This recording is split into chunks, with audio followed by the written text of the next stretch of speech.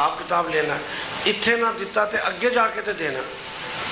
وہ کہتے ہیں زبان سے وہ کہہ رہے ہیں کہ ہم نے مرنا ہے، حساب کتاب دینا ہے، لیکن جو آدمی یہ کہہ رہا ہے اس کے کرتوتوں کو دیکھ کر کوئی آدمی ماننے کے لیے تیار نہیں. اس آدمی کو مرنے کا خوف ہے.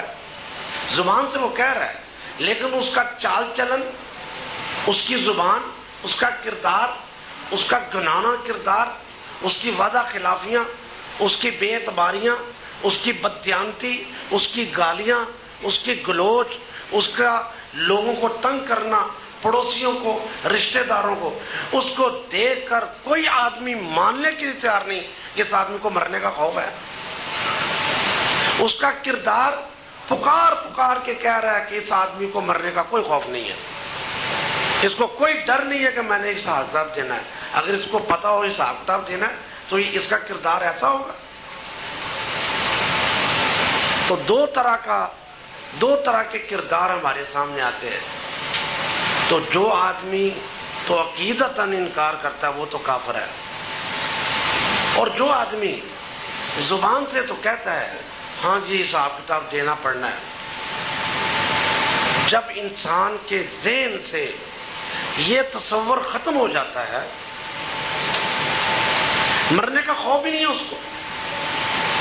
میرے بھی پیسے مارے ہیں، آپ کے بھی پیسے مارے، مجھے بھی ماں کی گالی نکالی، آپ کو بھی ماں کی گالی نکالی ہے، پتہ ہی نہیں اس کو. تو جب ایسا کردار اور ایسا خناس دماغ کے اندر آ جائے، پھر اللہ تبارک و تعالیٰ نے بتایا کہ اس کے اندر بہت بڑی بڑی برائیاں پیدا ہو جاتی ہیں.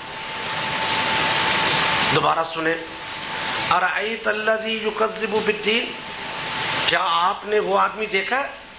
کیا آپ اس آدمی کو جانتے ہیں جو روز جزا کو جھٹلاتا ہے؟ پھر اللہ نے خود فرمایا کہ میں تمہیں بتاتا ہوں، فذالک الذی یدعو الیتیم، اگر نہیں جانتے تو میں تمہیں بتاتا ہوں وہ کون ہے.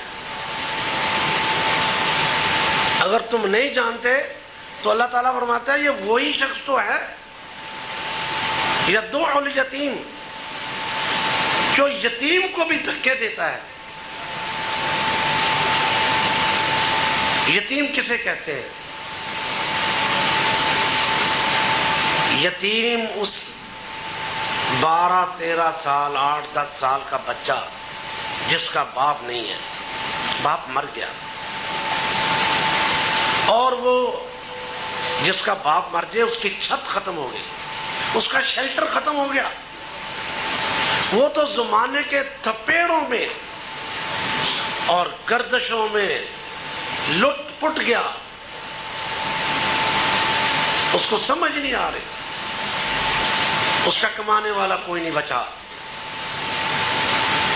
شام کو وہ جب گھر میں بیٹھتا ہے تو اس کے گھر میں کوئی بڑا نہیں ہوتا، ایک بوڑھی ماں ہے اور اس کے چھوٹے چھوٹے یتیم بہن بھائی ہیں. اور سردیوں کی راتیں ہوں یا گرمیوں کی راتیں، پھر ان یتیموں کی راتیں کس طرح کٹتی ہیں یہ وہی جانتا ہے جس نے غربت کی حالت میں یتیمی دیکھی ہو. تو اللہ تعالیٰ فرماتے ہیں کہ یہ وہ شخص ہے جو یتیم کو بھی دھکے دیتا ہے. یتیم کو کون دھکے دیتا ہے؟ اللہ اکبر. آج ہم سب لوگ کہتے ہیں کہ مولوی صاحب دعا فرما دیں اللہ تعالیٰ قیامت کے دن نبی علیہ السلام کا ساتھ نصیب کرے. آپ نے اکثر نے آمین کیا بھی دینی ہے. دعائیں کرنے سے بہت کچھ ہو جاتا ہے، لیکن اس دعا کو نبی علیہ السلام نے بھی بتلایا ہے کہ اگر تم چاہتے ہو کہ قیامت کے دن پیارے نبی علیہ السلام کا ساتھ نصیب ہو. وہ بچہ نظم پڑھ رہا تھا، پتہ نہیں وہ مستانی آنکھیں اور زلفوں کی تعریف کر رہا تھا، نہ جانے وہ کس سے سنی تھی اور اس نے پڑھ رہا تھا.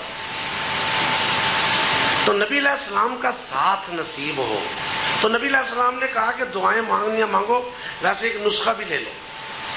فرمایا انا وکافل الیتیم کہاتین فی الجنہ، اور جنت میں میرا ساتھ نصیب چاہنے والوں، میں اور یتیم کی کفالت کرنے والا قیامت کے دن جنت میں اس طرح ہوں گے جس طرح یہ دونوں انگلیاں ملی ہوئی۔ سبحان اللہ کہہ دیا، کس کس نے سبحان اللہ کہا ہے؟ ذرا وہ بتائیں کہ وہ کس یتیم کی کفالت کر رہے ہیں؟ جن جن نے سبحان اللہ کہا ہے ان سے پوچھنا ہے وہ کتنے ایک یتیم کی کفالت کر رہے ہیں؟ میں کہتا ہوں دنیا میں بعض تو روایتوں میں بھی آتا ہے، اگر روایتوں کو نہ بھی سامنے رکھا جائے، لیکن یاد رکھیں دنیا میں سب سے بہترین گھر وہ گھر نہیں ہے جو 15 کنال کی کوٹھی ہو، سنگ مرمر ہو، مرسیڈیز گاڑی کھڑی ہو اور اے سی لگے ہوں۔ نہیں، سب سے بہترین گھر وہ ہے جس گھر کے اندر کوئی یتیم بچہ رہتا ہے اور سارے گھر والے اس بچے کے ساتھ پیار کرتے ہیں۔ کوئی ہے یتیم کو پالنے والا؟ کوئی ہے یتیم کی خبر گیری کرنے والا؟ اور سب سے بدترین گھر وہ ہے کہ جس گھر میں کوئی یتیم بچہ رہتا ہے اور سارے لوگ اس پر ظلم کرتے ہیں۔